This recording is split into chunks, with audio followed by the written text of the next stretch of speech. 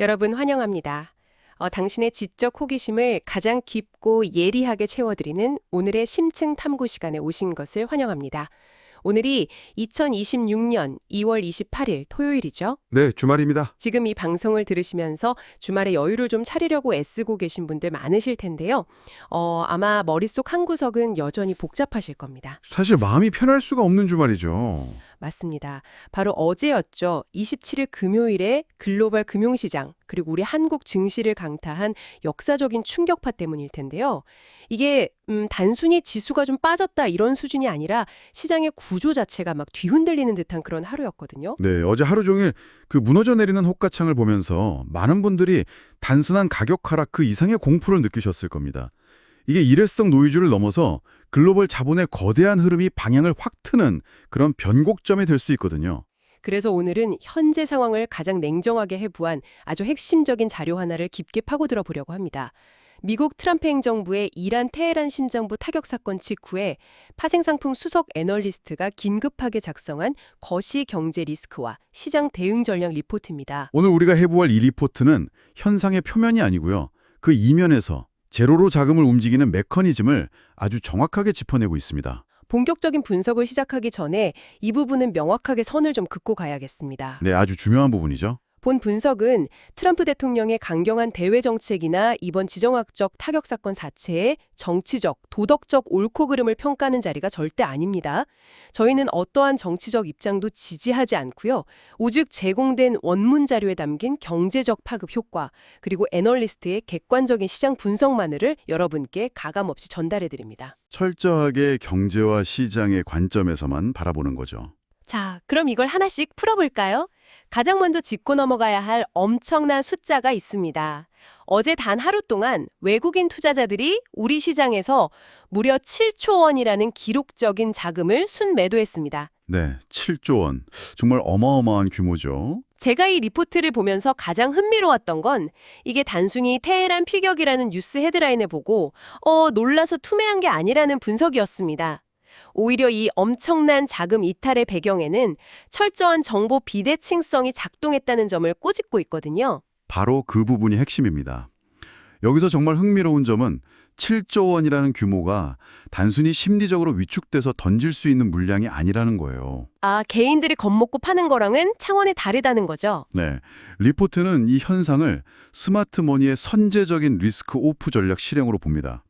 그러니까 일반 대중이나 우리 같은 사람들이 매체에서 속보를 보기 전에 이미 미국과 중국 정부가 자국민들에게 내린 대피령 같은 실행 가능한 정보, 즉 액셔너블 인텔리전스를 대형 자본들은 사전 채널을 통해 확보하고 있었다는 거죠. 와, 그러니까 사건이 터지고 나서 반응한 게 아니라 터질 것을 이미 전제로 포지션을 정리하는 버튼을 누르기 시작했다는 뜻입니다. 정보의 도달 속도와 질이 철저하게 달랐군요.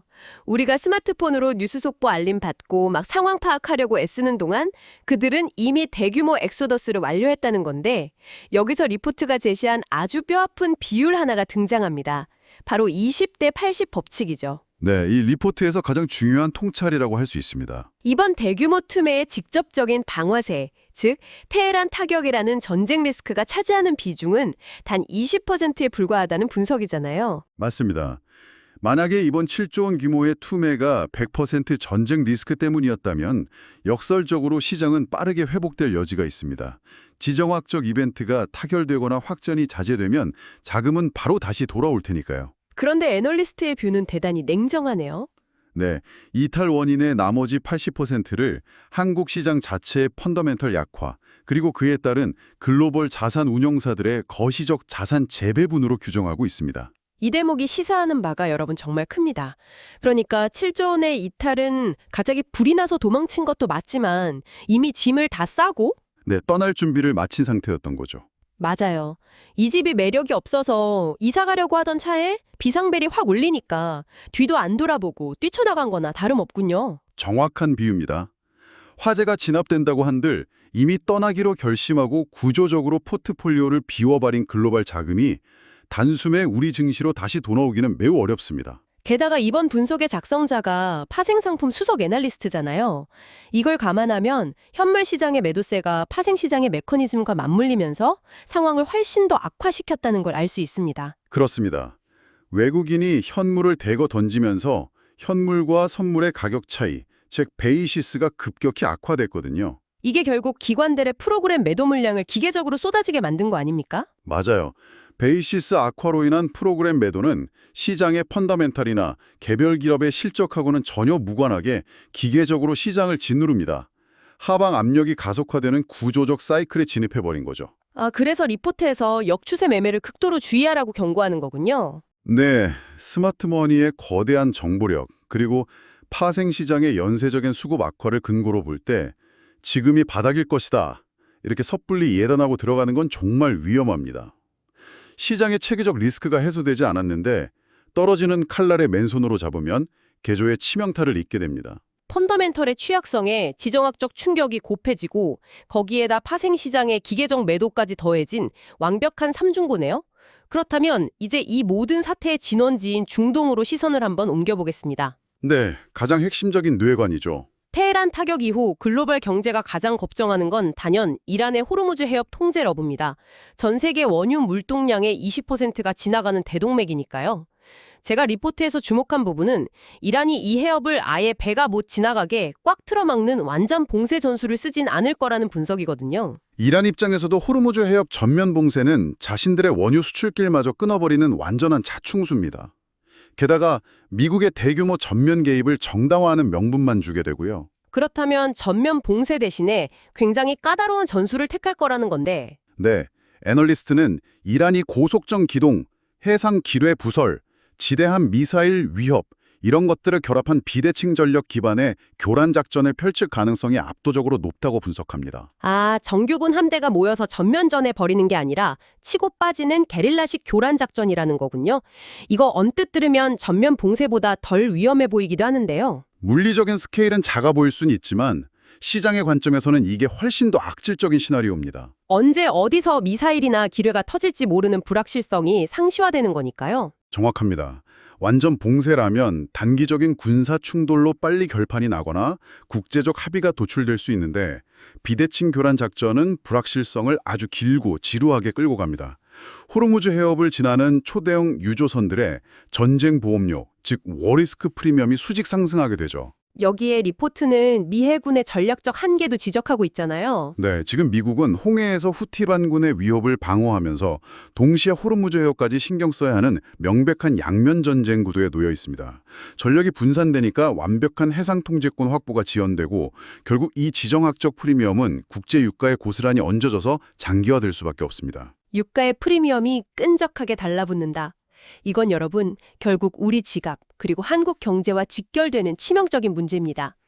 리포트를 보면 국제 유가 임계치에 따른 시나리오가 아주 구체적으로 나뉘어 있죠. 네, 1차 저항선인 배럴당 90달러 돌파 시나리오를 먼저 볼 수 있습니다. 90달러를 넘으면 당장 무역수지 변동성이 급격히 커지겠네요. 그렇죠. 그리고 기업과 가게 전반의 물가 상승 압력이 가시화됩니다. 정유난 에너지 섹터에는 단기 트레이딩 모멘텀이 될 수 있지만 경제 펀더멘털 전체로 보면 당장 엄청난 비용 압박이 시작되는 거죠. 그런데 진짜 공포는 그 다음 단계 아닙니까? 리포트가 변명한 이른바 데스존, 배럴당 110달러 구간입니다. 120달러 돌파는 단순한 인플레이션 이상의 의미를 갖습니다. 애널리스트는 이를 한국 경제의 구조적 붕괴가 시작될 수 있는 최악의 시나리오로 규정합니다. 수입액이 수출액을 압도해버리겠네요. 네, 수출로 벌어들이는 달러보다 에너지 수입에 지불해야 하는 달러가 압도적으로 많아지면서 무역 적자가 아예 고착화되는 거죠. 이는 즉각적인 원화 가치 급락, 다시 말해 환율 폭등으로 이뤄집니다. 와, 성장은 둔화되거나 멈추는데 수입 물가 폭등으로 인플레이션을 치솟는 거잖아요. 그 무서운 스태그플레이션의 공포가 확산되는 거군요. 맞습니다. 주가지수에 가해질 하방 압력은 극대화될 수밖에 없고요. 애널리스트가 한국 경제의 명운이 이 120달러라는 임계점을 방어할 수 있느냐에 달려있다고 강하게 경고하는 이유입니다. 그렇기 때문에 앞서 논의했던 외국인 이탈 원인의 80%가 펀더멘털 약화라는 분석이 여기서 완벽하게 설득력을 얻게 되네요. 스마트머니는 미사일 날아다니는 것 자체보다 네, 유가 급등이 한국 경제의 가장 약한 고리인 무역수지와 환율을 타격할 때 벌어질 스태그플레이션 리스크를 선제적으로 계산한 겁니다. 진짜 퍼즐이 꽉 맞춰집니다.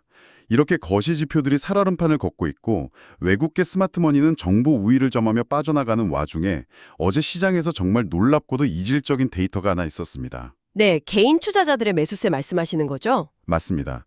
외국인이 던진 7조 원어치의 매물 중에서 무려 6.5조 원을 개인 투자자들이 순매수했습니다. 이 거대한 하락장 속에서 위기는 기회다 이렇게 외치면서 들어온 이 상황 대체 어떻게 봐야 할까요? 리포트는 이 상황을 굉장히 서늘하고 날카롭게 경고합니다. 이 6.5조 원의 매수세는 철저하게 해지가 결여된 단일 방향성 베팅이라는 거죠. 단 하나의 시나리오에 몰빵했다는 뜻이군요. 네, 미국의 압도적인 군사력으로 이란 정권이 단기간에 붕괴하고 지정학적 리스크가 V자로 해소될 거라는 그 아주 극단적이고 낙관적인 가정 하나에만 돈을 걸었다는 겁니다. 만약 사태가 장기화되면서 유가가 100달러, 110달러 뚫고 지수가 추가로 밀려버리면 당장 엄청난 문제가 생기지 않습니까? 방패 없이 칼만 들고 지뢰밭으로 뛰어든 거나 마찬가지입니다. 신용융자나 미수거래 같은 레버리지를 쓴 투자자들은 전쟁 장기화 시 무자비한 마진콜 리스크, 즉 반대 매매에 직면하게 됩니다. 6.5조 원이 지지선이 되는 게 아니라 오히려 추가 하락을 부추기는 뇌관이 될 수 있겠네요. 그렇다면 여기서 여러분을 대신해서 합리적인 의문 하나 던져보겠습니다. 시장 펀더멘털도 안 좋고 유가 폭등에 하락이 뻔히 예상된다면 주가가 내릴 때 수익이 나는 인버스 ETF, 특히 레버리지 인버스에 투자하면 되는 것 아닌가요? 기업 실적 사이클이나 매크로 지표 둔화라면 인버스가 유효할 수 있습니다. 서서히 추세를 만들며 하락하니까요. 하지만 지정학적 이벤트는 본질적으로 전혀 다릅니다. 정치적 타결이라는 돌발 변수가 있죠. 아, 주말 사이에 갑자기 협상 타결 뉴스가 뜰 수도 있으니까요. 네, 만약 오늘 밤에라도 미국과 이란이 비밀 협상을 타결했다는 헤드라인이 뜨면 어떻게 될까요? 하락을 예상하고 공매도를 쳤거나 인버스를 샀던 거대 자금들이 손실을 막기 위해서 주식을 미친 듯이 다시 사들이는 숏 커버링이 터져나옵니다. 와, 묻지도 따지지도 않고 사야만 하니까 시장은 단 하루 만에 폭력적인 V자 반등을 만들어내겠군요. 맞습니다. 이런 지정학적 리스크에서 인버스 타이밍을 정확히 맞추는 건 분석이 아니라 예언, 즉 신의 영역이라고 애널리스트는 설명합니다. 하락이 명약 완화에 보여도 섣불리 숏을 치는 건 위험하군요. 그럼 파생상품 옵션 시장은 어떨까요? 하락을 노리고 풋옵션을 사는 건요. 그것도 엄청난 함정입니다. 현재 파생상품 옵션 시장의 내재 변동성, 즉 IV가 이미 극도로 높은 상태입니다. 사람들의 공포가 프리미엄에 꽉꽉 채워져서 가격이 천문학적으로 비싸져 있다는 뜻이죠. 불타는 집에 화재보험 들려니까 보험료가 엄청 비싼 거네요. 이럴 때 풋옵션을 사면 어떻게 됩니까? 손실을 봅니다. 주가가 예상대로 하락해도 시장 기대치보다 느리거나 며칠 횡보만 해도 시간 가치 하락인 세타가 옵션 가치를 매일 무섭게 갉아먹거든요. 극단적 변동성 매매는 가장 빨리 자본을 잃는 길입니다. 방향을 맞추고도 시간 가치 때문에 계좌가 녹아내린다니 정말 섬뜩하네요. 자, 오늘 우리는 이 날카로운 리포트를 통해 어제 시장을 덮친 충격의 이면을 샅샅이 해부해봤습니다. 트럼프 정책발 충격, 스마트머니가 펀더멘탈 약화를 이유로 7조 원을 뺀 사실, 유가 120달러의 공포, 그리고 개인 투자자들의 방향성 베팅과 인버스 투자의 위험성까지 살펴봤죠. 네, 정말 방대한 내용을 다뤘습니다. 그렇다면 당장 다음 주 시장을 맞이해야 할 청취자 여러분을 위해서 이 리포트가 제시하는 최종적인 행동 지침은 무엇일까요? 최종 투자 권고는 철저히 보수적이고 철학적인 대응입니다.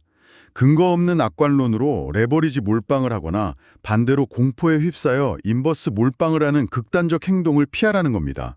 철저히 분산된 포트폴리오와 현금 비중을 확보하고 중동의 프리미엄이 유가를 거쳐 우리 무역 수주로 어떻게 전이되는지 시장의 체계적 흐름을 관망하셔야 합니다. 섣부른 방향성 베팅 대신 현금을 쥐고 관망하라. 정말 묵직한 조언입니다. 여러분, 오늘 쏟아진 수많은 분석 중에서 어떤 대목이 가장 와닿으셨나요? 저는 오늘 심층 탐구에서 가장 뼈아픈 분석은 아마도 외국인 이탈 원인의 80%가 전쟁이 아닌 한국 시장의 펀더멘탈 약화라는 대목이었을 겁니다. 네, 저 역시 그 부분이 가장 뇌리에 남습니다. 여러분, 지정학적 위기라는 이 짙은 흙먼지가 다 가라앉고 나면 그 뒤에 가려져 있던 우리 경제의 진짜 구조적 취약점은 과연 어떤 모습으로 우리를 기다리고 있을까요? 오늘 하루 주말 동안 이 질문을 한번 곰곰이 생각해 보시면 좋겠습니다. 위기의 순간에 나타나는 가격 변동은 언제나 숨겨진 구조적 취약점을 가장 정직하게 비추는 거울이니까요. 오늘 이 분석이 시장의 거친 파도를 헤쳐나가는 나침반이 되길 바랍니다. 여러분의 귀중한 시간, 복잡한 시장의 이면을 들여다보는 이 여정에 함께 해주셔서 진심으로 감사드립니다. 저희는 다음 탐구 시간에서 더 흥미롭고 날카로운 지식으로 찾아오겠습니다. 오늘의 심층 탐구 여기서 마칩니다. 평안한 좋아요, 주말 보내시길 구독. 바랍니다. 부탁드립니다. 감사합니다.